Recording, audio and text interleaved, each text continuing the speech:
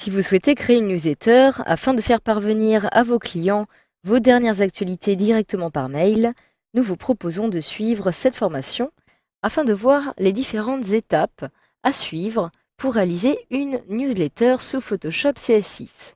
Donc évidemment, la première étape va consister à créer un nouveau document. Je me rends alors dans le menu Fichier, Nouveau, et je vais pouvoir ici spécifier les dimensions de mon document. Donc pour une newsletter, vous pouvez plus ou moins choisir les dimensions de votre choix.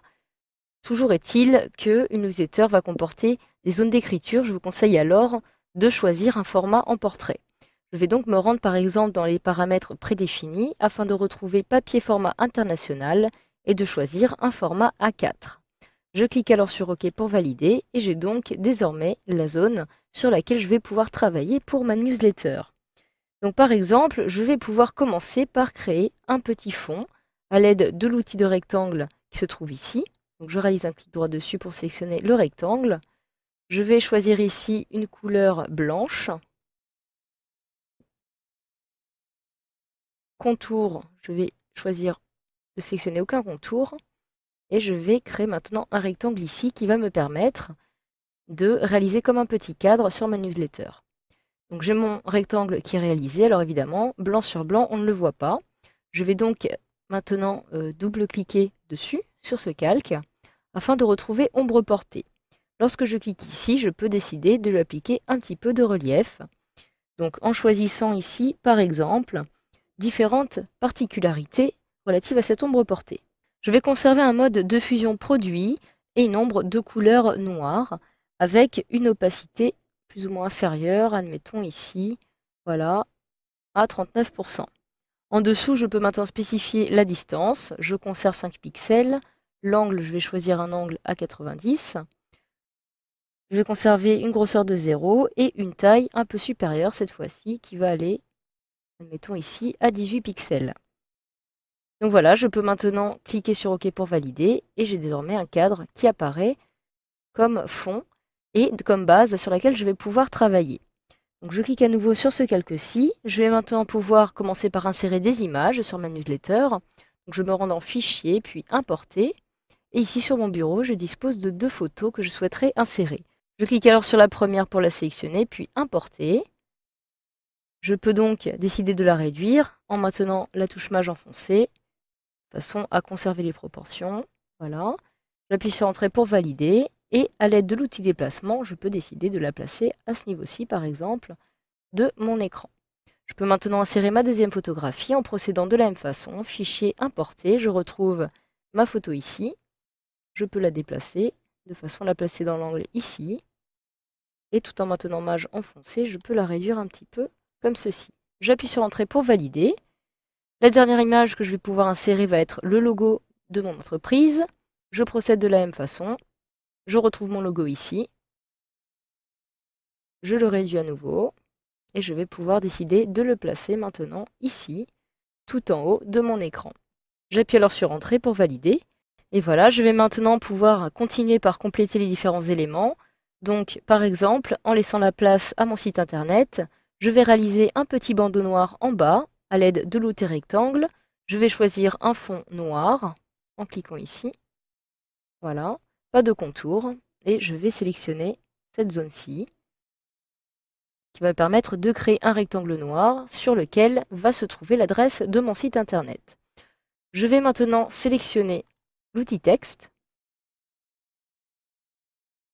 Je vais retrouver ici la police Calibri. Je vais décider de l'agrandir un petit peu, admettons par exemple à 18 points. Et je choisis une couleur blanche.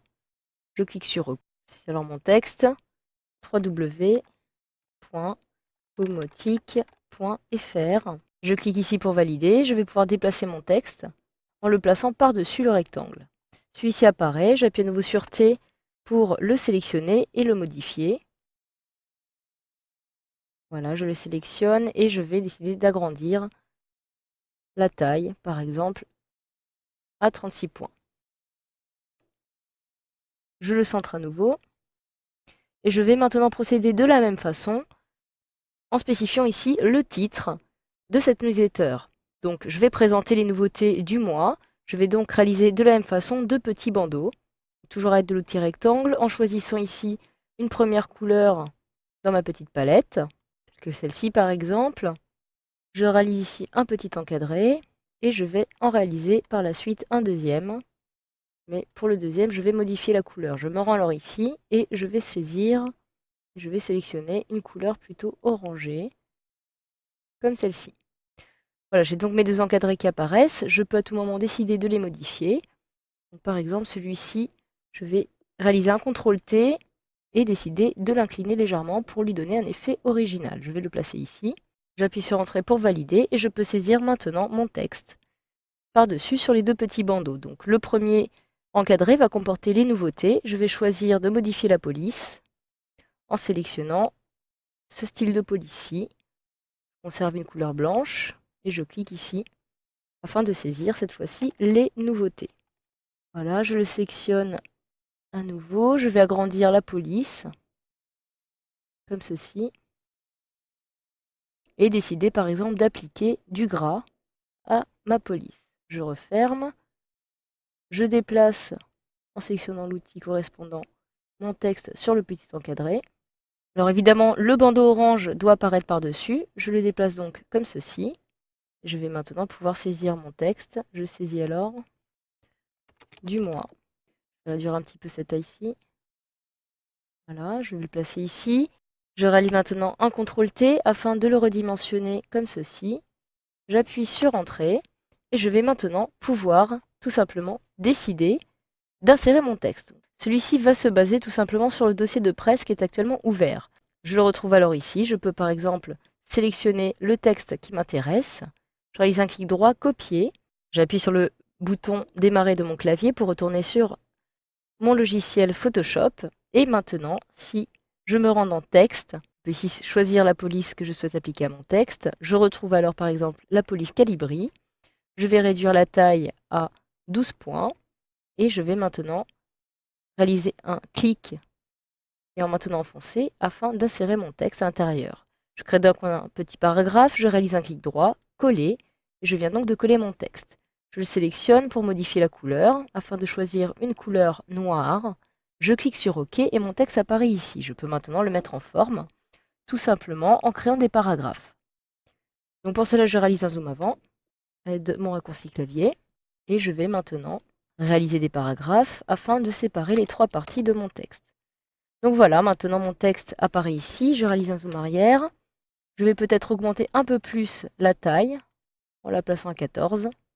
Je me rends dans Caractères, Paragraphe, afin de choisir un paragraphe justifié et aligné vers la gauche. Je peux maintenant décider de conserver uniquement les titres de chacun de mes paragraphes en gras. Je me rends dans Caractères et je décoche pour chacun des paragraphes, mis à part le titre, appliquer un faux gras.